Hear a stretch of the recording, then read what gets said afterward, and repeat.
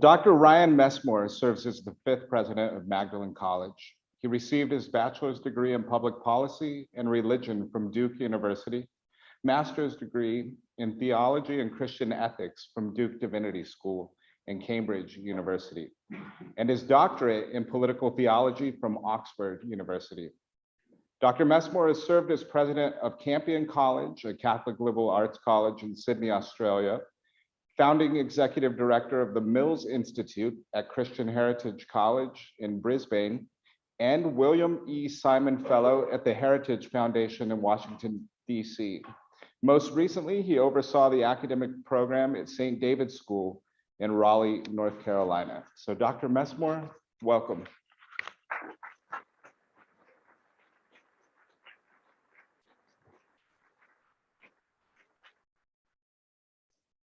Thank you very much, Dr. Almanzar, fellow faculty, Colby staff, graduates, parents, friends. It is truly an honor to be with you today on this special occasion. Today we celebrate the completion of a mission, a kind of exiting or leaving, and the issuing of a charge. But we celebrate these things in a couple different senses.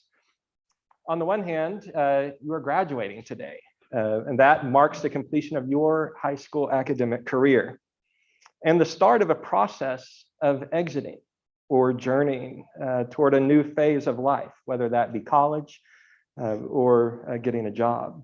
And I intend to offer somewhat of a charge or an exhortation at the end of my remarks. But it is also fitting that your graduation falls exactly 40 days after Easter, the day when the church traditionally has celebrated the ascension of Christ, even though that has changed more recently. The ascension also marks a completion, the completion of Christ's earthly mission and his exiting our space-time environment to return to his Father in heaven. And on that day, right before he ascended, he offered his followers a charge to wait in Jerusalem to receive the Holy Spirit. And I will be referencing that charge a little bit later. So for various reasons, it is very fitting for us to be here on this particular day, celebrating your graduation. We celebrate all of the work that you have done over many years, all of the books you have read, the notes you have taken, the insights you've discovered, the declensions you've memorized, the paragraphs you've constructed, the rough drafts you've reviewed, the equations you've solved, the unceasing quizzes you've studied for, the many fill-in-the-blank questions that you've answered, and all of the exams that you've stressed over. You have invested so much into this Colby Academy program, and you've done it. You've made it through to the end. You've successfully completed your Colby Academy High School education, and that is an accomplishment to be proud of. I also want to take a minute and recognize somebody else, all of the parents and guardians here today and watching online.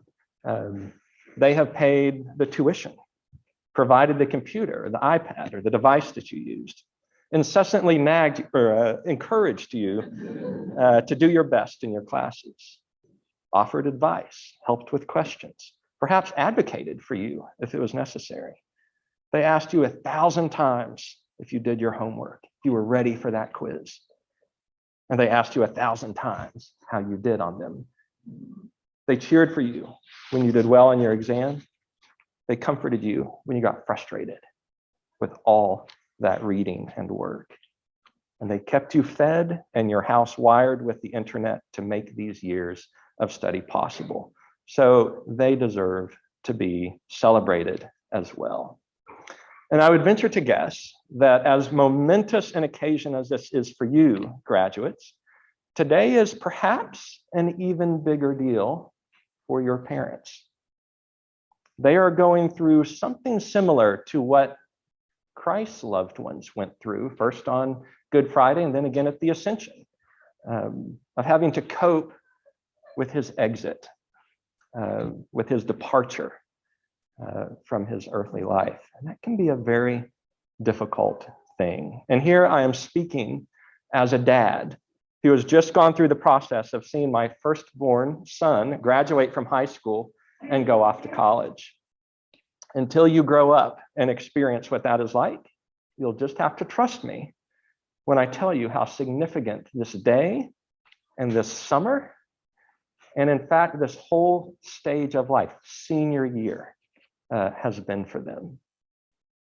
It is absolutely gut-wrenching to walk your child closer and closer to the door, knowing that each day that passes is one step closer to them walking out that door and not coming back for a long time.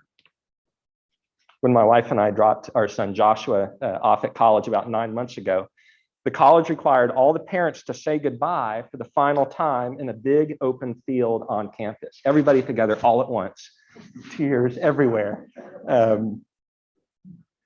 And then the orientation guides took the students off for a series of events, and all the parents were left to just walk back to their cars and drive away. My wife and I recently took our other kids to visit Josh at his campus. And when we got near that particular spot, my wife started to tear up. She pointed and said to our younger children, "That's the field of broken hearts." Only to have Joshua turn to them and say, "We call it the field of freedom." The graduates, you are embarking on a very exciting time of life. Yes, new adventures, new freedom, new places, new relationships await you. But for your parents, this can be a very mixed time. One of excitement for you, but one that can also be downright gut-wrenching. So today, as our thoughts turn toward exiting, my counsel to you on this is threefold. First, have grace with your parents over the coming months. 2, when you get to college, call or text your mama regularly. Just do it. 3, when you go out to dinner tonight and everyone is congratulating you, just take a couple seconds and say thank you and I love you to those who helped shepherd you to this point. And how just wonderful it was to hear a student speaker earlier just sincerely thank her parents for providing her a Catholic education. It doesn't get any better than that. Looking forward, I want to offer you just a couple points to think about as you head to college or your next steps. And I want to start with this conviction that the most important things you will take with you from college are not facts, are not knowledge, not a bunch of information that you will memorize, not even a set of skills that'll help you to get a job. I would say the 4 most important things that you will take with you are the way that you learn to think, the relationships that you form, the habits that you form, and the loves or the passions that you form while you are there. First, the ability to think. It's extremely valuable, but it seems in our society it's becoming extremely rare. Many do graduate from college, but not many college graduates are taught to think deeply and critically and creatively. Many are more interested in simply getting a qualification for a job. But when I was in Australia, I met a job recruiter for IBM in Melbourne. And when asked, what do you look for most when you're hiring college graduates to work for IBM? He answered 3 things. Have they played a team sport? Have they studied Latin? And have they played chess? Like, what about a prestigious computer science degree, right? Like, nope, we can teach them what they need to know about IBM computers once they get here. What we can't teach them, how to work together as a team, But if they played a sport, maybe they've already had some direct experience. We can't teach them how to think like a coder would think. But if they've studied an inflected language like Latin, where you have to figure out the meaning of the word based upon its ending and its relationship to the rest of the words in the sentence, then they've already begun to wire their brain in that way. And we can't think them how to anticipate where our competition is going to be in 5 years and how to get there first. But if they've played chess, they've already, again, begun to think in that sort of strategic way.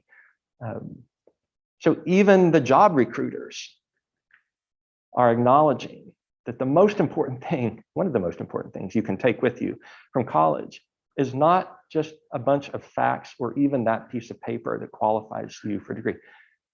It's learning to think a certain way. How will your time in the next 4 years wire your brain to think? It was Albert Einstein who said, the purpose of a liberal arts education is not the learning of many facts, but the training of the mind to think. Now, you also take with you relationships. When I was in high school, I tended to think that my high school friendships were the most important ones that I ever had. I couldn't imagine leaving those guys.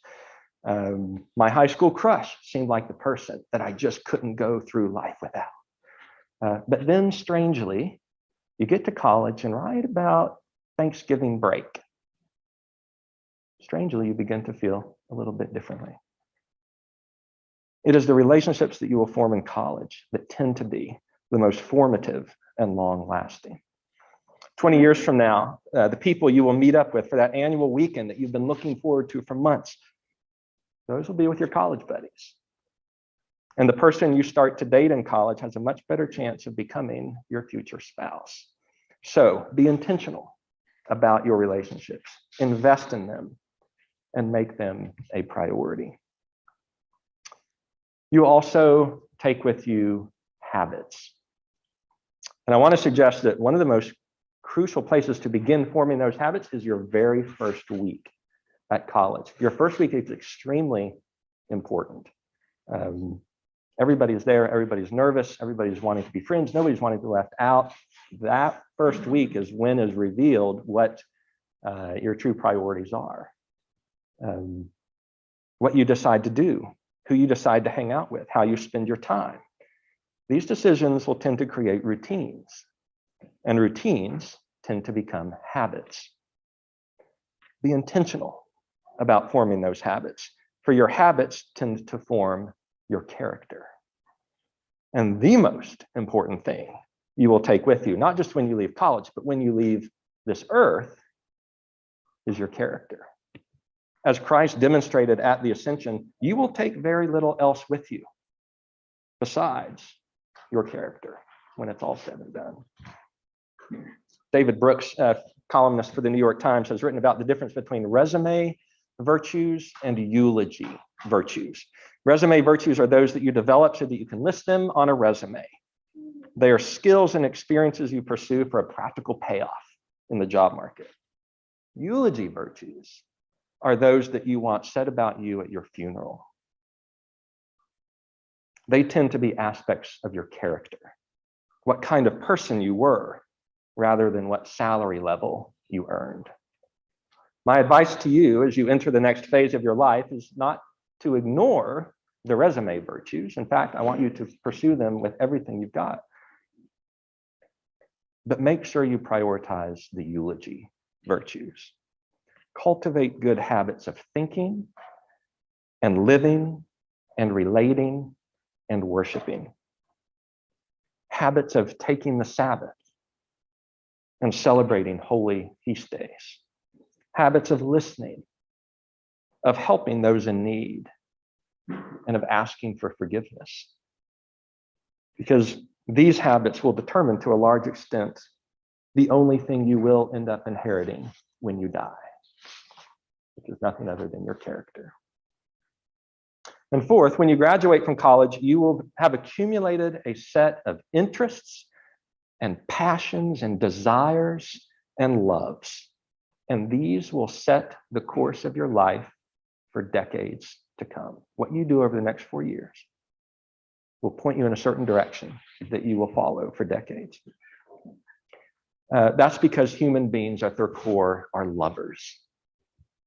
We are creatures who are propelled along in life by our passions. We are drawn toward what we love.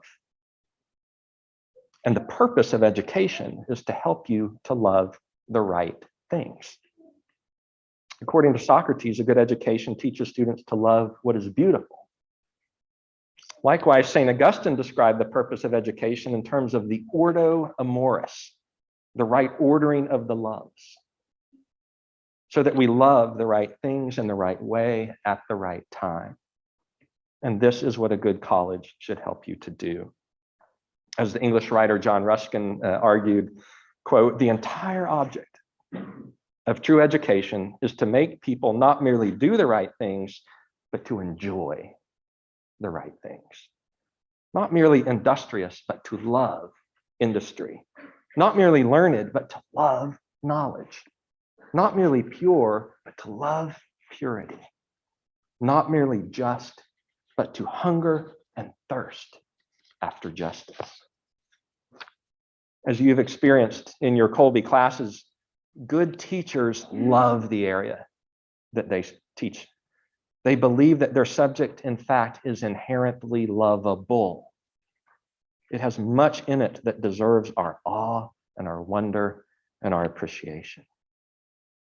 And I want to argue here that this is where being a Catholic can make a difference for the way that we approach education. For we have encountered the very source of that beauty, the Creator God. Catholics believe that all things that have been created, all things that could possibly be studied, bear the stamp of their loving, purposeful Creator. Catholics therefore approach the world expecting it to be laden with beauty and order and purpose. In the words of Gerald Manley Hopkins, the world is charged with the grandeur of God, a grandeur that is given in the nature of things. It's really there already, which should invoke in us a sense of wonder and delight as we discover it.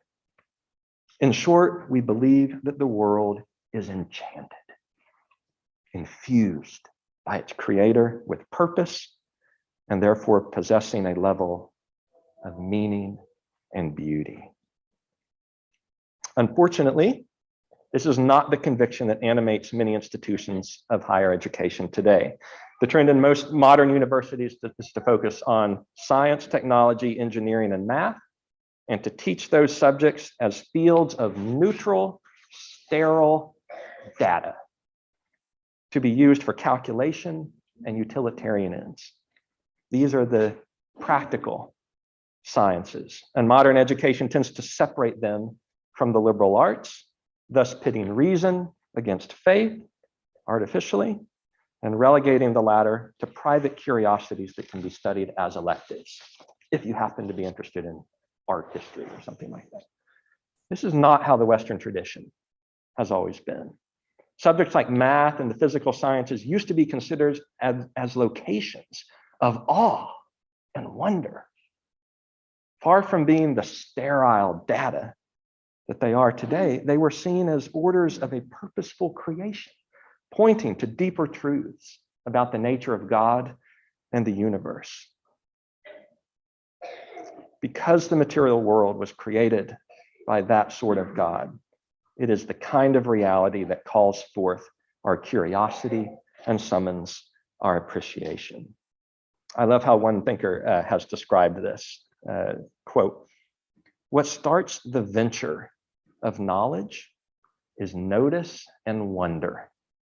Something about reality catches our attention. To start to know is actually first a response to a dimly heard beckoning of the wonderful real." Isn't that beautiful? To start to know is actually first a response to a dimly heard beckoning of reality. And if we see knowing as a relationship between knower and known, we can see that reality makes the first overture. I love that. Graduates, as you pursue your next level of education, seek out learning communities that approach the world as enchanted and who view students of such a world as lovers. I have had the privilege for the past year of being a part of that sort of community at Magdalen College.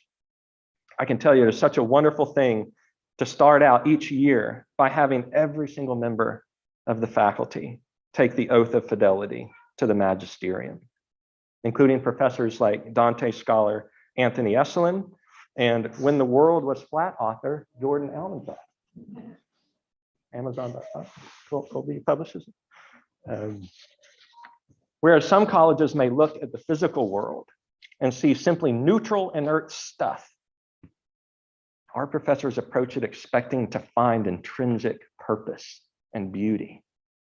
Whereas some college professors see and teach only the empirical dimension of reality, all of our faculty see and teach deeper dimensions of meaning. Whereas some believe that you must approach subjects in a sterile, disinterested manner, we believe reality is wonderful, full of the kind of order that should draw forth wonder. Now, it's perhaps easier to do this when you're dealing with subjects, qualitative subjects like humanities or theology. But let's consider what is thought to be perhaps the most objective, neutral area of knowledge there is, mathematics. Are numbers simply neutral bits of data, bare instruments of calculation? Or do they point to a deeper harmonious order? Can numbers be a locus of wonder and awe? And if so, what would that even mean? Well, when the Pythagoreans looked at numbers, they did not just see forms of logical notation. They saw something deeper. When they looked at the number 1, they saw unity. When they looked at the number 2, they saw diversity, the kind of diversity that can be fruitful, a la male and female. When they looked at the number 3, which is 1 plus 2, they saw the reconciliation of unity and diversity in harmony. 3 was a very spiritual number, the number of the Trinity. When they looked at the number 4, they saw the physical earth. Think 4 points of a compass, leading to the 4 corners of the earth, consisting of 4 elements, earth, water, air, and fire, found in 4 states, solid, liquid, gas, plasma. When they looked at the number 5, they saw a symbol of the human body, 5 senses, 5 appendages to the torso, 5 fingers on each hand, 5 toes on each foot. When they looked at the number 7, which is 3 plus 4, they saw the union of the spiritual and the physical, the Trinity and creation. And the Hebrew word for the number 7 was the basis for the word for covenant. In fact, in ancient Israel, to swear a covenant oath literally meant to seven oneself. So when you look around at the world and you realize that the reality in which we live contains 7 visible colors of the rainbow, 7 notes in the major scale, 7 openings in the human head, 7 days of creation, 7 seas, 7 continents, 7 classical planets, 7 metals of antiquity, one might conclude that reality was purposed for covenant relationship with its creator.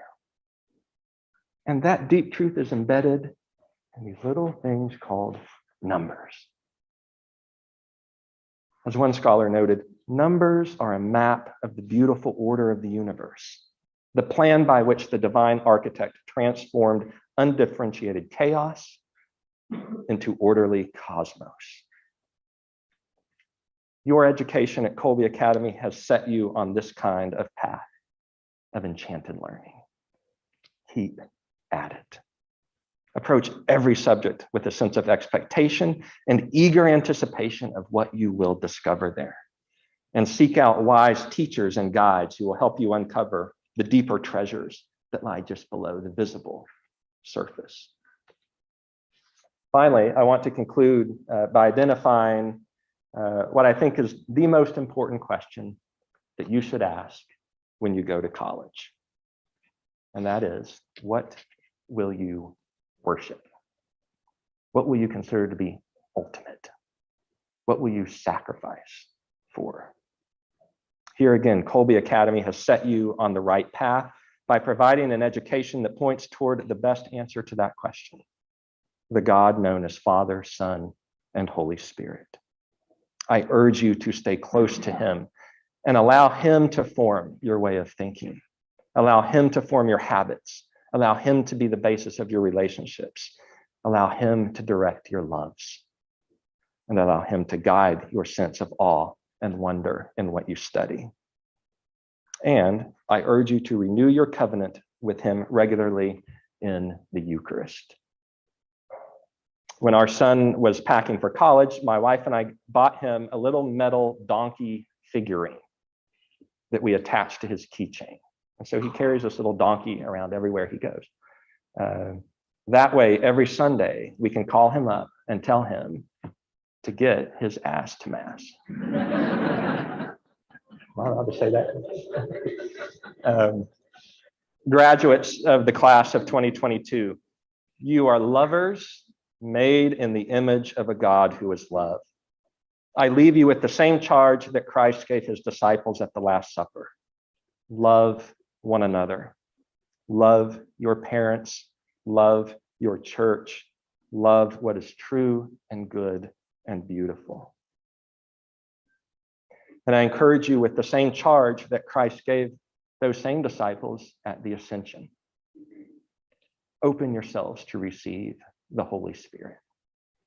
In fulfilling these two charges, you will be on your way to becoming saints. And that is the ultimate purpose of college, the ultimate purpose of every job or career, and the ultimate purpose of life.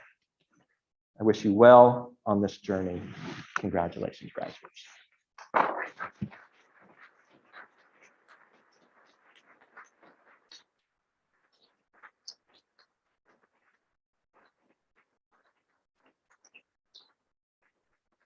Thank you, Dr. Messmore.